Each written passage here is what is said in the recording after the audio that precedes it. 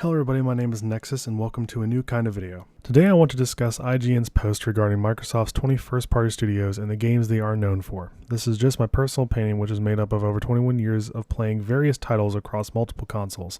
I'm going to cover a brief history of each studio, the games they are known for, and the overall value that they add to Microsoft.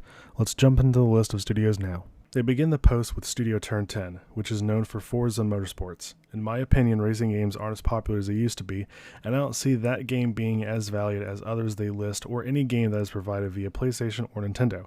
Of course, that means I personally just don't have an interest in racing games, but I don't see them as being as popular as they used to be roughly 10 years ago. The second studio listed is Coalition, which is known for Gears of War. I personally don't think the franchise has been doing that great ever since Gears of War 3.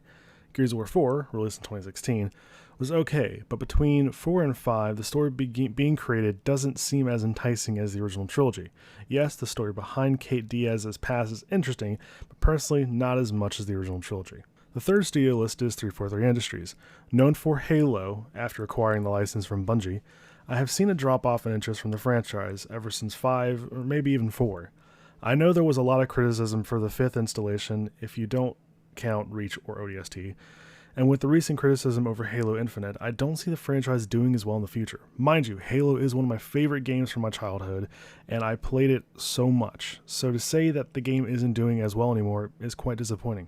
Next we have Bethesda, known for the Elder Scrolls, Fallout, and Starfield. While these games were revolutionary and well known as great RPGs, we haven't had an Elder Scrolls game since 2011. Fallout 4 was great, but not as good as 3 or New Vegas. And 76, well, I don't even want to explain my opinions on that game. And Starfield's so far out that we haven't even been provided a date for it. Then we have Obsidian, known for Outer Worlds, Grounded, and Fallout New Vegas. While Grounded did have a great launch and appeared to be a very well-developed game, it was still early access. I wouldn't say that is something groundbreaking or magnificent. New Vegas being listed brought a speculation onto a possible sequel from Obsidian, and even Obsidian themselves made a remark on Twitter hinting as a possible sequel. This could be something great for XGS, as New Vegas is considered to be the best Fallout game to quite a few people, even though it wasn't even made by Bethesda. Outer Worlds is a great game, still currently playing it right now, and I believe Obsidian continuing work on Outer Worlds with the upcoming Avowed to take over the mantle from Bethesda's Elder Scrolls is going to be great for Xbox. The next listed is Rare, known for Sea of Thieves, Everwild, and Battletoads. Ignoring my lack of knowledge of Everwild and zero interest in Battletoads, Sea of Thieves was an okay game, but to my knowledge the fanbase isn't that solid and the game doesn't seem like something that can last long enough to bring value to the studio or to Xbox as a whole. Then we have Playground Games, known for Forza Horizon and Fable. Forza Horizon being a racing game, we all know my opinion on those. Fable is a great IP, and they have hinted at a new game, but until we actually have concrete knowledge of what the game is or will look like, it's not something we should really concern ourselves with until we have more knowledge. id Software, however, is a studio that does have value with the ongoing reboot of Doom. I'm not aware of any ongoing work for Quake, and even though Rage 1 was great, 2 was okay, and I didn't think it held up to the same value as 1.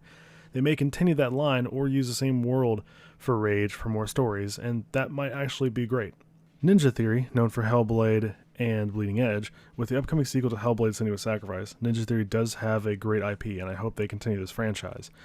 Bleeding Edge, though interesting on paper, doesn't seem to keep fans playing, and the matchmaking seems to be too long. Next up is Mojang with Minecraft, and Minecraft will forever and always be, and has been since Microsoft's purchase, cross-platform. Then there is Arkane Studios, known for Dishonored, Prey, and the upcoming Deathloop. I don't see how after Dishonored 2 they can continue the story, but they could come up with stories within the same world. Same goes for Prey. While it does seem like an isolated experience with no possible sequel, maybe stories within the same realm would be an option for them in the future. Deathloop is of course still being honored on its cross-platform release. Double Fine is known for Psychonauts and Broken Age. Psychonauts 2 is still up and coming for 2021 with its initial cross-platform launch, and Broken Age having released in 2014. Psychonauts was never really my cup of tea, and Broken Age wasn't anything really interesting enough to discuss amongst peers. Machinegames, which is known for the newest reboot of the Wolfenstein, is a great IP. The reboot has been fantastic, and I hope for the sake of the entire gaming community as a whole, they continue to release that game series as cross-platform. Next is inXile, which is best known for Wasteland, which is a squad-based, turn-based isometric game. The game style is definitely not for me, but I do see that it has a fan base. Personally, I don't see the value of that game, but as the fan base is quite large, that brings value. Next is Tango Gameworks, known for The Evil Within and the upcoming Ghostwire. Evil Within, though not being a franchise I'm into, I have seen the huge fanfare for it, so I do see the value in that. Ghostwire is still promised to be a cross-platform game at launch for PS5 and PC. The game does look promising, though with little knowledge and gameplay, the game being good or worth it is still kind of up in the air, but promising. We then have Undead Labs, known for State of Decay. Even though State of Decay 1 was a good game and it was a very great idea, 2 felt more like the same with very little improvement. I mean, come on, the game released with an unstuck button because it was so buggy and they were fully aware of that. Then we have World's Edge, which really is an oversight studio for developers like Relic Entertainment, who is known for Age of Empires and Warhammer 40k. Age of Empires is supposed to have its 4th installment at some point, but it currently has no date. Warhammer 40k's last installment in 2017 was modest reviews ranging in the 70s out of 100 or 7 out of 10. Age of Empires was a huge favorite of mine when I was growing up. Both my mother, my brother, and I all played it, and I'm excited for the 4th installment. But those games feel more like PC games and not console games with the way they run and the way they handle. And I know Warhammer has a huge following, so I get the value for World's Edge or Relic Entertainment. Almost at the end, we have Zenimax Online, which is currently only handling the Elder Scrolls Online. I know that game has been going strong for quite some time now, and as a whole, the studio primarily handles that IP and does have some assistance on Fallout 76. I see it being a very good value for Microsoft owning it. Next to last, we have Alpha Dog Games, which is a mobile developer acquired back in October of last year. For a giant like Microsoft to purchase an indie developer from Nova Scotia does show that the company is doing something, especially when you consider the company is only run by 2 people. Finally, we are at the last one, Compulsion Games, known for We Happy Few. They also had another game in 2013 called Contrast, but it flew well under my radar. We Happy Few released in 2018, and to me the game was kind of a flop. I played a good chunk of it and it was just never impressed, and it was particularly more annoyed by the game's mechanics than fascinated by them. I double-checked Xbox Game Studios' Wikipedia page to ensure that I and IGN didn't miss a key studio.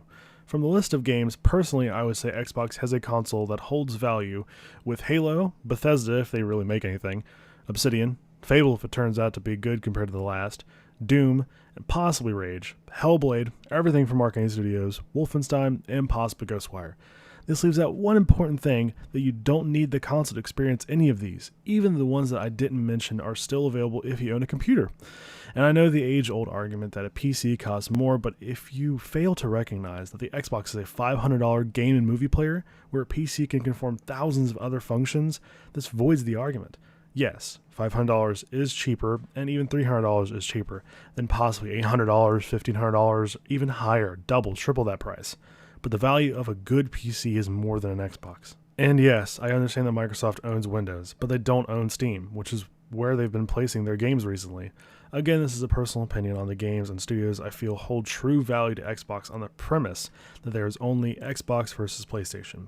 You can love all these games, even the ones I didn't agree with or like in this video, and that is fine. Just don't forget that PCs exist, and none of these are truly exclusive. I will be doing a list on Sony Studios, and this list will cover companies' creations, the games they offer, and the acquisition from Sony Interactive Entertainment. The reason being, people seem to compare the acquisition and possible exclusivity of Bethesda to Sony's exclusive studios, and that simply isn't the case. With that, thank you so much for watching, and I hope you enjoyed. Please leave a comment below of which of these studios or games is your favorite from the Xbox Game Studios subsidiaries, and I will see you all in the next one. Bye.